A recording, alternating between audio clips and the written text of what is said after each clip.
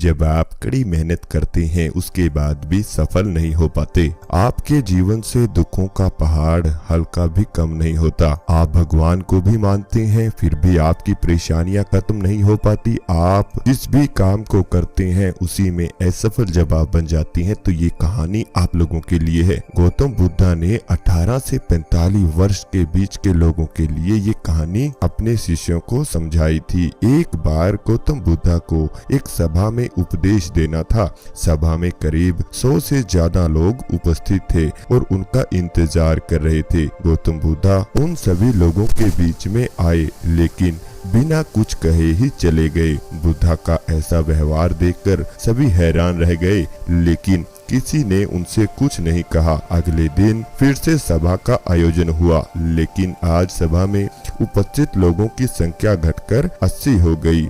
आज भी बुद्धा ने ऐसा ही किया। वे सभा में आए लेकिन बिना कुछ बोले चले गए। आज भी लोग हैरान हुए लेकिन बुद्धा से किसी ने कुछ नहीं कहा, कोई बोला ही नहीं। अगले दिन फिर सभा का आयोजन हुआ और लोगों की संख्या घटकर 50 हो गई। बुद्धा फिर से सभा में आए और बिना कुछ बोले फिर चले गए।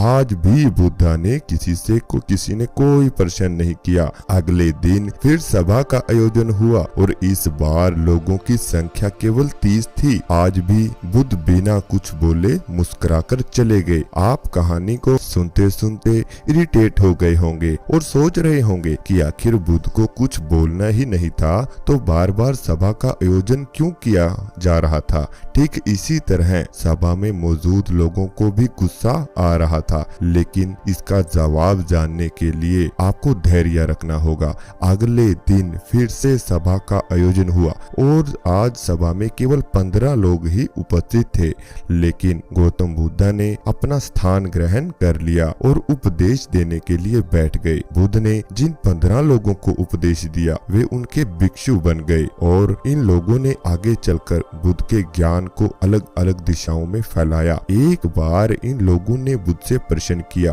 कि सभा का आयोजन होने के बावजूद भी आप क्यों कई दिन तक बिना बोले ही चले जाते थे। बुद्ध ने उत्तर दिया, मैं उन लोगों को खोज रहा था जो लायक हों। सभा के पहले दिन 100 से ज्यादा लोग थे लेकिन उनमें से ज्यादातर लोगों को मेरे उपदेश से कुछ मतलब नहीं था। इसके बाद जो लोग अगले दिन आए उन्हें भी मेरे उपदेश से कोई मतलब नहीं था तो केवल इसलिए आए थे क्योंकि वो देखना चाहते थे कि आखिर सभा में होता क्या है। लेकिन मुझे ऐसे लोगों की तलाश थी जो मेरे ज्ञान को जन जन तक पहुंचाएं। मैं कई दिनों तक इसलिए बिना बोले चला गया क्योंकि मैं देखना चाहता था कि आखिर वो कौन लोग हैं जो सच में मेरे उपदेश को सुनना चाहते हैं, जिन्हें वास्तव में ज्ञान पाने की प्रयास है। ऐसे लोग ही रोज आते हैं और मैं उन्हें ही उपदेश देता हूँ। गौतम बुद्धा कहते हैं कि जिनके भीतर धैर्य था उन्हें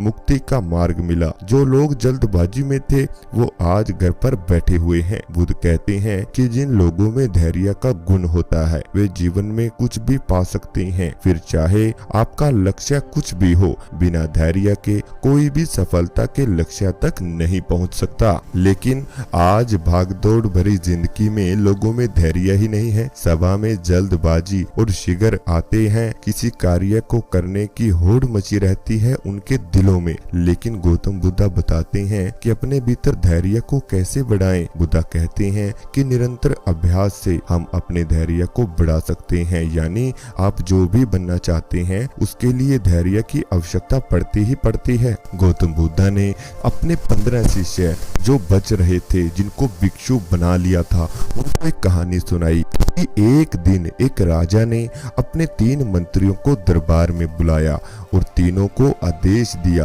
कि एक थैला लेकर बगीचे में चले जाओ और बगीचे में जाने के बाद वहां से अच्छे अच्छे फल जमा करें। वे तीनों अलग अलग बाग में चले गए। पहले मंत्री ने कोशिश की कि राजा के लिए उनकी मन पसंद के अच्छे अच्छे और मजेदार फल जमा किए जाएं।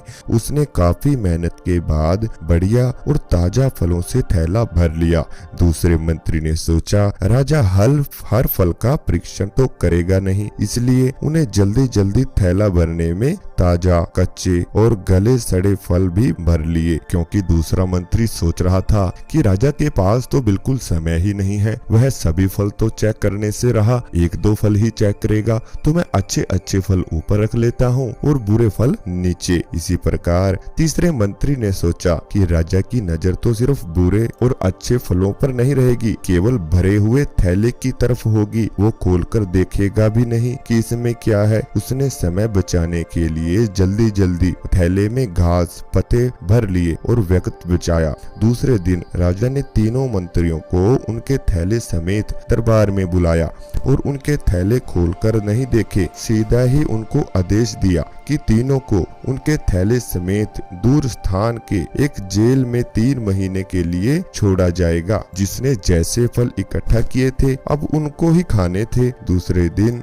जब उनकी जेल में जाने का समय आया तो अब जेल में उनके पास खाने पीने को कुछ भी नहीं था सिवा उनके थैले के। तो जिस मंत्री ने अच्छे अच्छे फल जमा किए थे तो वो तो मजे से खाता रहा, जो कि पहला मंत्री था, और 3 महीने उसने गुजार भी लिए। और ऐसे ही दूसरा मंत्री जिसने ताजा, कच्चे, गले सड़े फल जमा किए थे, वह कुछ दिन तो ताजा फल खाता रहा, फिर उसे खराब फल खाने पड़े जिसे वो बीमार हो गया और बहुत तकलीफ उसे उठानी पड़ी। ऐसे ही तीसरा मंत्री जिसने थैले में सिर्फ घास और पत्ते ही जमा किए थे, वह कुछ दिन ही भूखे रहे और मर गया। अब आप अपने आप से पूछिए कि आप क्या जमा कर रहे हो। आप इस समय जीवन के भाग में हैं, जहाँ चाहे तो अच्छा कर्म जमा करें, चाहे तो बुरा कर्म, मगर याद रहे जो आप जमा करेंगे वही आपको आखिरी समय तक काम आएगा, क्योंकि दुनिया का राजा आपको चारों ओर से देख रहा है। अगर आप अच्छा कर्म करेंगे,